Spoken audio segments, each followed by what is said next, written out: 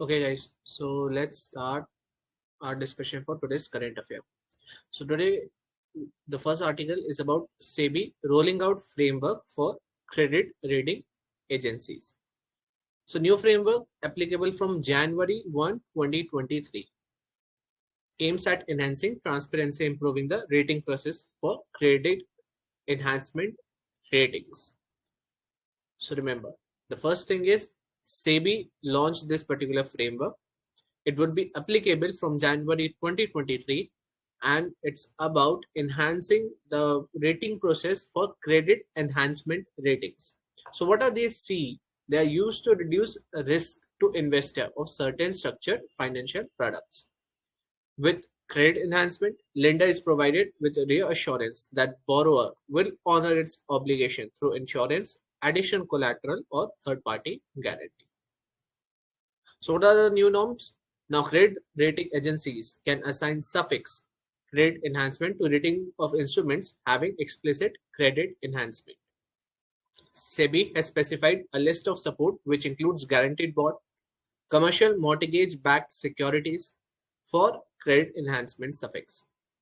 The ratings with or without C suffix backed by specified support consideration shall contain disclosures. While assigning credit ratings, the agencies shall conduct independent due diligence on nature of specified support consideration and form a definite internal view. And they shall verify support consideration documents to ensure support is unconditional, irrevocable, and legally enforceable. So in short, we see an addition of C suffix in these instruments. Because of adding of the such instruments, we will see higher assurance or higher sorry trust of investor, former investors, and thus the new investor would be pulled due to such confidence, and we will be having a virtuous cycle of investment in such tools. Now these CE would be only given to instruments which have these particular list of support items along with it, and they should be unconditional, irrevocable, and legally enforceable. About credit rating agency, so they evaluate and assess an individual's or company's creditworthiness. In India, they are regulated by SEBI, Credit Rating Agencies Regulations 1999. And in India, there are many CRAs such as CRISIL, CARE, ICRA, SMREA, Brickwork Rating, etc. Okay. Now, next article is about ASI, which conducted a survey in Bandhavgarh and found some archaeological remains. So first of all, as per Buddhism is concerned, we found 26 Buddhist caves and stupas. Caves had chaitya or rounded doors and stone beds typical of Mahayana Buddhism sites. A votive stupa and Buddhist pillar fragment containing miniature stupas carving, which roughly date back to 2nd to 3rd century AD. For Hinduism, we found 26 temples dated to Kalachuri period. In addition to this, two Shaiva mutts have been documented. Kalachuri dynasty was spread over parts of Gujarat, Maharashtra, and Madhya Pradesh, and it is also associated with earliest Ellora Elephanta cave monuments. And among 46 sculptures found, Varaha sculpture, incarnation of Lord Vishnu, possibly world's largest Varaha sculpture from 2nd to 15th century CE. Then we found 24 inscriptions in Brahmi text of 2nd to 5th century CE. They mention cities including Mathura, Kaushambi, Pavata, Veja Bharada, Saptanarika, and kings including Bhimsen, Pothashiri, and Bhattadev. And inscriptions are also in Nagari and Shankhalipi. There were some coins which belong to Mughal era and Sharki dynasty of Jaunpur Sultanate. And then Gupta period remains such as door jams, carvings in caves from 4th to 5th century CE, and 19 water bodies from 2nd to 15th century. Significance of findings of Buddhist structure in region where a Hindu dynasty ruled suggests religious harmony. But who built these Buddhist structures is not known yet. Names of cities located suggest that there might have been trading ties and people from other cities may have donated something. Coming back to Bandhavgarh Tiger Reserve. So as you know, it's located Vindhyan and Satpura ranges of Madhya Pradesh, characterized by valley, hills, and plains, with Bandhavgarh Fort prominently seen as major landmark. And habitat consists of tropical moist deciduous forest with sal mixed forest and grasslands. It also has several archaeological monuments. An archaeological site was discovered for first time in Bandhavgarh in 1938. So this was all about Bandhavgarh and the remains that we found in Bandhavgarh Forest Reserve. Next is about Union Cabinet informed about progress under National Health Mission 2020-21. So the central sponsored scheme under Ministry of Health and Family Welfare aims to facilitate universal access to public health care service. There are two components. First is National Urban Health Mission. Second is National Rural Health Mission. Key targets to be achieved by 2025 and progress so far. So obviously this must be having some data borrowed from National Family, so NFHS 5, right? So what are the indicators? The present value as per sample registration system is 103. Our target by 2025 is 90. So maternal mortality ratio should be brought down to 20 and presently it is 103. Infant mortality ratio, it should be brought down to 23, presently 28. Under 5 mortality 23, but present 32. Total fertility rate 2.1, but in NFHS 5 we saw a dip lower than 2.1, that is 2, on account of lower fertility rate or TFR in urban areas, right? So it is, I think, near 1.6. Leprosy, so less than 10,000 population and incidence to 0 in all districts. Presently, India was declared leprosy free in 2005, but in country still accounts for over half of world's new leprosy patients. In malaria, less than 10,000. So in 2020, malaria cases and deaths declined by 46.28%, 18.18% respectively. And then ending TB epidemic by 2025. So TB incidence per 1 lakh population has reduced from 234 to 193 in 2019, and mortality reduced from 42 to 33 in 2019. Other achievements under National Health Mission, so we have employment creation, engagement of 2.7 lakh additional human resources, which include specialists, staff, nurses, etc. Strengthening of infrastructure, so we have 30 additional mobile medical units, enhanced cold chain equipment, more than 1,000 first refill facilities were operationalized. Then we have Pradhan Mantri National Dialysis Program 2016 to support dialysis facilities in all district hospitals in PPP. During financial year 2020-21, PM NDP has been implemented in 35 states in 505 districts. Then we have implementation of Emergency Response and Health Systems Preparedness Package ECRP Phase 1. So NHM acted as implementing agency for ECRP for immediate responsiveness for early prevention, detection, and management of COVID-19. So in short, these are all the progress we have achieved. Important ones to remember are total fertility rate and leprosy, as well as tuberculosis. Okay. Next one is about Lieutenant General Anil Chauhan being appointed as next Chief of Defence Staff, CDS. So approved in 2019, CDS is the head of Army, Navy, and Air Force and is a 4-star military officer. Remember, he is a 4-star military officer. So simply just remember 3 plus 1, right? 3 plus 1. First proposal for CDS came from Kargil Review Committee 2000. Later, Naresh Chandra Committee on Defence Security and Shekatkar Committee mooted the idea of CDS. Eligibility. So any serving or retired Lieutenant General, Air Marshal, or Vice Admiral under age of 62 years. Tenure. Central government has reserved the right to extend CDS tenure to maximum of 65 years. Roles and powers of CDS. So he heads Department of Military Affairs within Ministry of Defence and acts as its secretary. Permanent chairman of existing Chief of Staff Committee and member of Defence Acquisition Council and Defence Planning Committee. CDS acts principal military advisor to Defence Minister on all matters related to tri-services and military advisor to Nuclear Command Authority. By the way, Nuclear Command Authority. So if he is military advisor, this must be coming under some person, post. So who is the head of Nuclear Command Authority?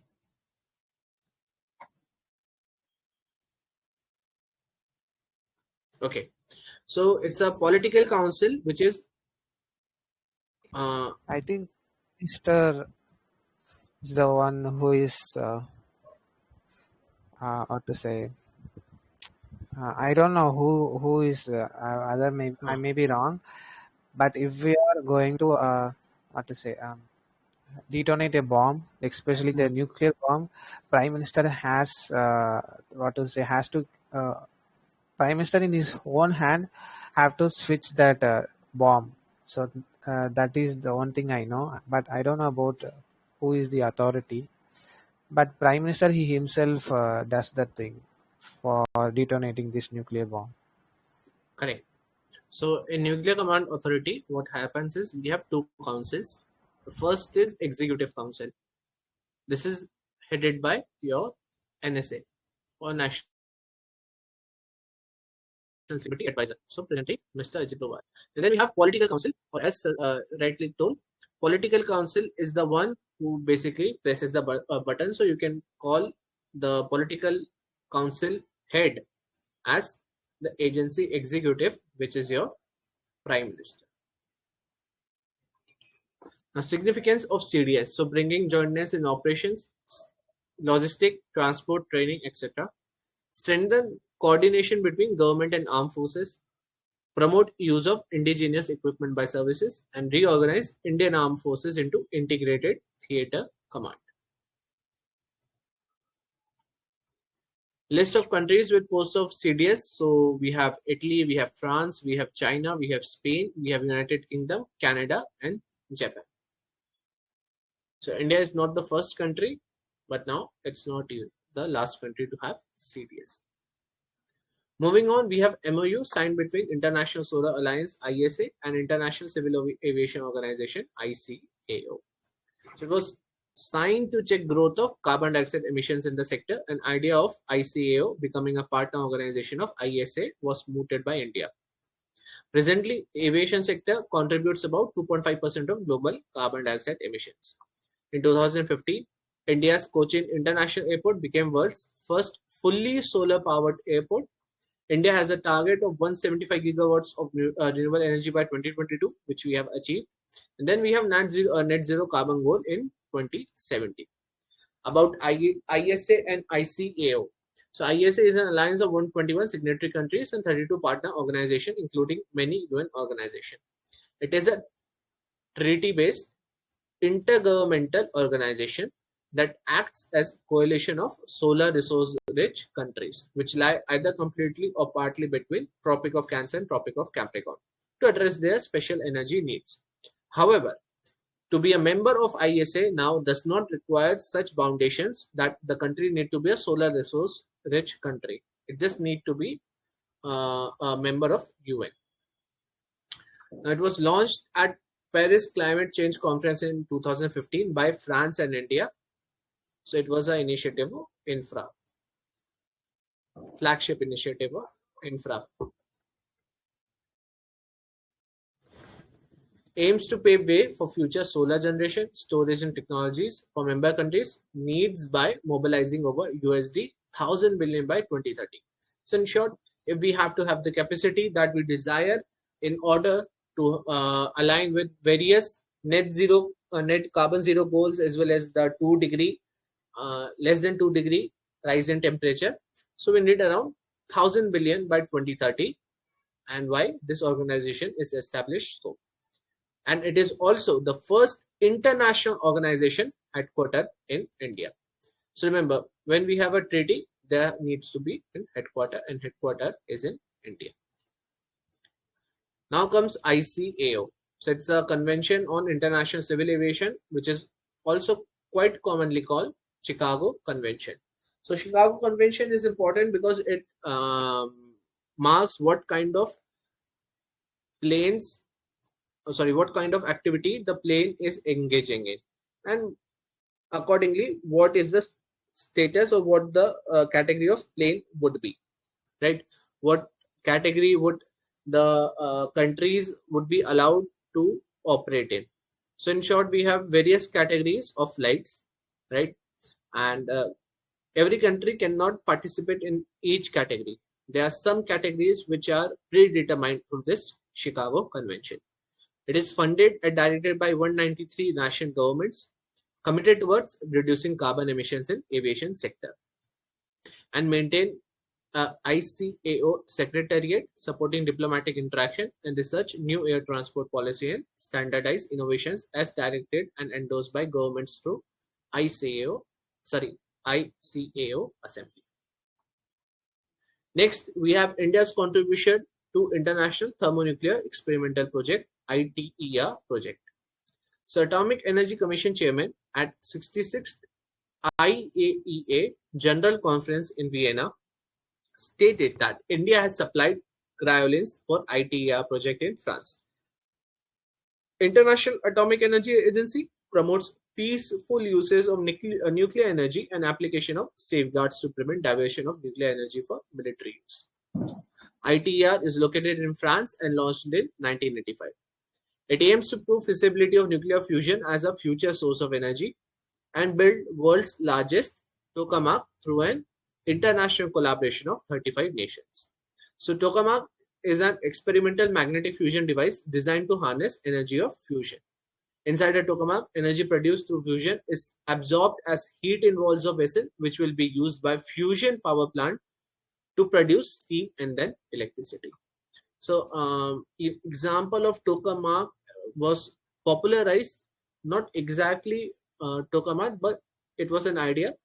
So it was popularized in your Hollywood film Spider-Man 2. So if you have watched Yeah, Spider-Man, yeah, I watched that. Yeah. so the device that Dr. Octavius was making, which failed unfortunately, was a tokamak, which was about nuclear fusion. Now, But ITR, China was yeah, successful in doing this research, right? They able to provide sun's energy in their research station, right? yeah, but what happens is it's claimed by China, first of Uh-huh. all. So presently, the practices in China uh, is not exactly we would call acceptable by all, right? Sometimes what happens is they would publish papers and they would say ki, this we achieved or this we did, but in international science community those papers are generally discarded. Oh, So but uh, they are successful in harnessing this fusion energy uh, by like a kind of mini sun in their what to say actually station, right? that is no, I think uh, there are two different projects. The first that you are calling, which is your artificial sun, that is world's first power plant. That is correct. That Okay. can convert nuclear fusion energy into electricity. That is also correct. However, when we come to this particular project, when we are saying nuclear energy, simply the use of nuclear energy for civilian purposes or for what we say peaceful Military. purposes, right? Or even Mm-hmm. any purposes. Nuclear fusion power is still, I think, more than I think less than a decade away. In short, so what they're doing is they have a reactor which produces both fusion and fission, right? This they are able to make both of these in particular same reactor, and out of this they're having a fission energy. They are having a fusion energy, and they say that this particular artificial sun cap what we say infrastructure that they have made is harnessing only fusion. So it's their claim. In Oh, honesty, okay. yeah, Mm-hmm. in honesty, if I'm not wrong, I think NASA said or someone said that the nuclear fusion to be rightfully correctfully be implemented or be able to be copied on earth, it is still very, very far away. Oh, okay. But I thought like whenever we are producing sun's energy means it will be possible only if fusion happens. So I thought China is able to produce that fusion.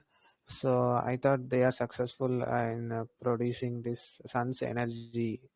So that is the Hmm. reason. Okay, you can carry on. No, no, we are still far away. There are a number of Oh. facilities that say that we have figured out how we are going to make nuclear fusion work.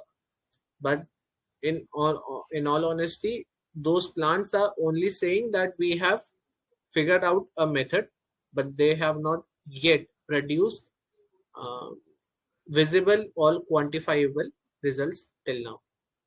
Right? It is still, I Okay, think, by this end of this decade we'll get. okay. So this tokamak is available to which countries? Only France or other countries also having this tokamak reactor? No, no. This presently only is in France. I mean, they have not Oh, okay. exactly imported this particular instrument because they still have not been able to make that particular instrument through which nuclear fusion energy could be harnessed. Mm-hmm. Okay. This is all about finding that instrument. First of all, they will make that instrument which can harness nuclear fusion energy, which China is saying that I have done. Artificial sun is basically that particular instrument or equivalent to tokamak that China is claiming that they have made their own tokamak. Oh, Remember. okay. Mm-hmm. Now, second Okay, I got it. is to produce nuclear fusion, which they have not been yet able to.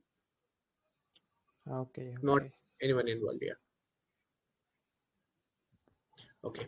So coming back, we have ITR members: China, European Union, India, which joined in 2005, Japan, Korea, Russia, and United States. So a very limited roster of countries.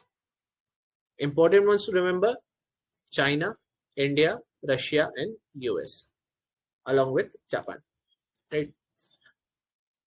Um, if we talk about in a geographical sense or in a diplomatic uh, what we say on diplomatic levels. So I think these can be remembered very easily. That we have China India tussle on international platform, we have Russia United States tussle on international platform. Then we have a Japan Korea tussle on international platform, and last one is right.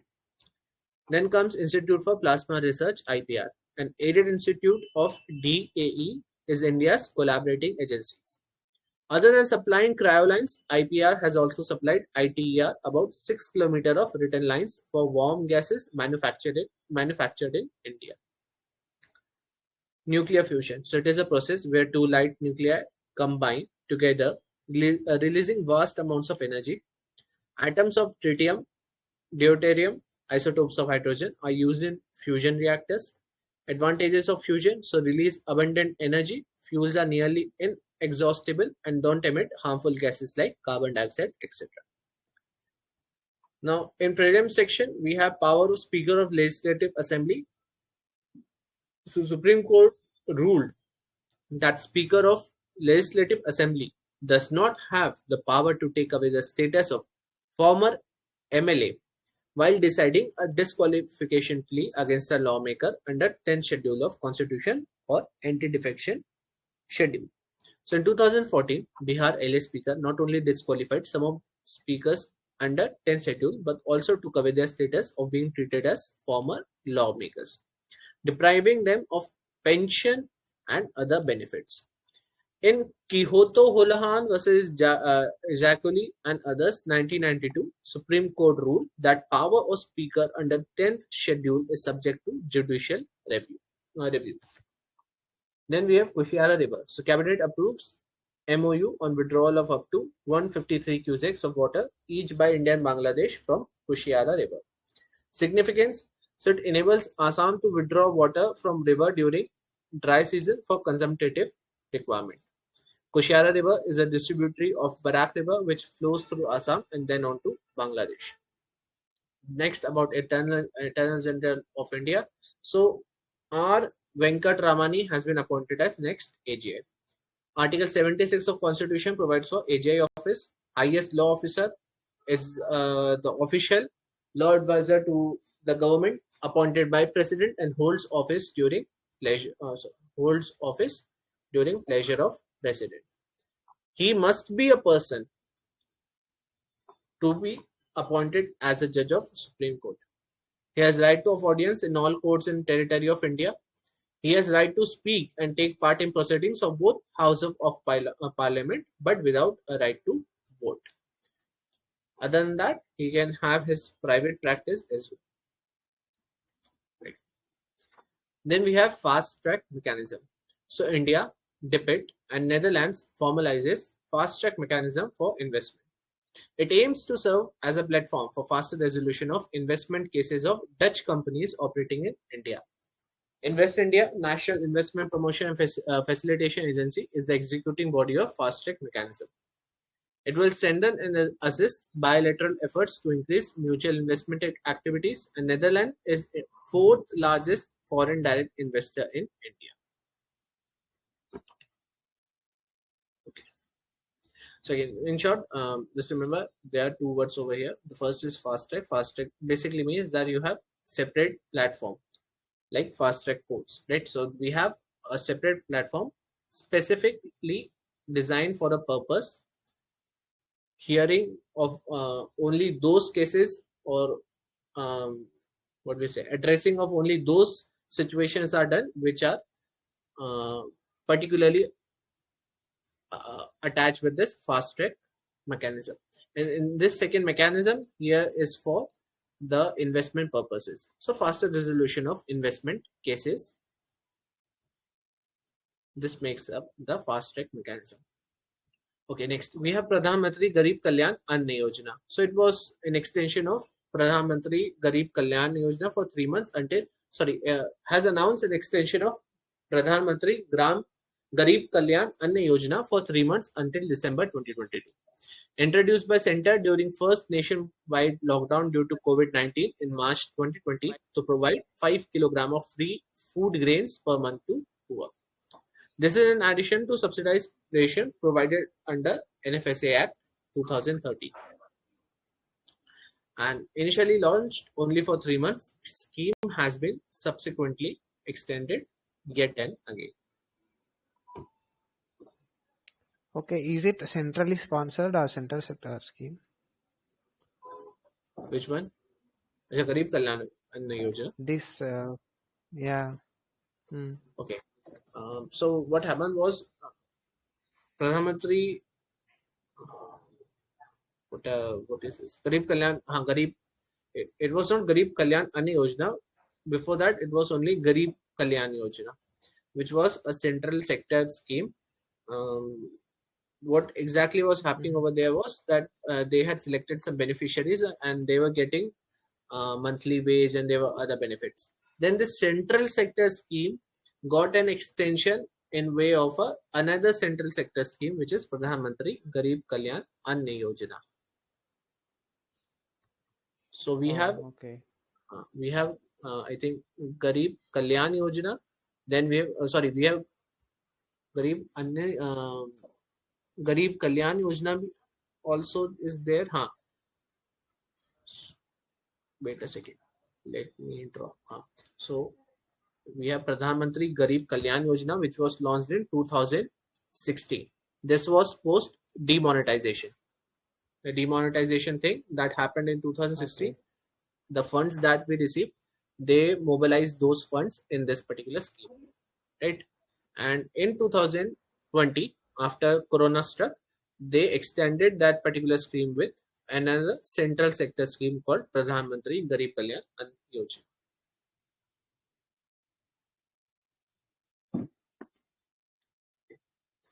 Next come EPC. So we know we have various type of construction contracts. There is EPC, there is hybrid model, right? Which is a product of various types of construction contracts. So cabinet cleared rupees 10,000 crore for redevelopment of 3 railway stations under EPC model. In EPC, it is a construction contract where contractor is responsible for all EPC activities to deliver completed project to employer or owner within a predefined time and cost. Under this model, cost is completely borne by government and it invites bids for engineering knowledge from private players. Others are tall, uh, sorry, tall operate, right? Then tall operate transfer. I'm sorry, tall operate transfer. This is another one of construction contract. We have EPC, we have hybrid of TOT and EPC, right? There's another one of construction contract where the private player is responsible. That is, private player himself has to invest money in construction and then government pays him back, right? I think it is also a type of hybrid, right? So such construction contracts need to be remembered, right? Then we have InvIT and REIT. So these are various special funds or trust. And SEBI has now released guidelines on preferential issues for listed REIT and InvIT.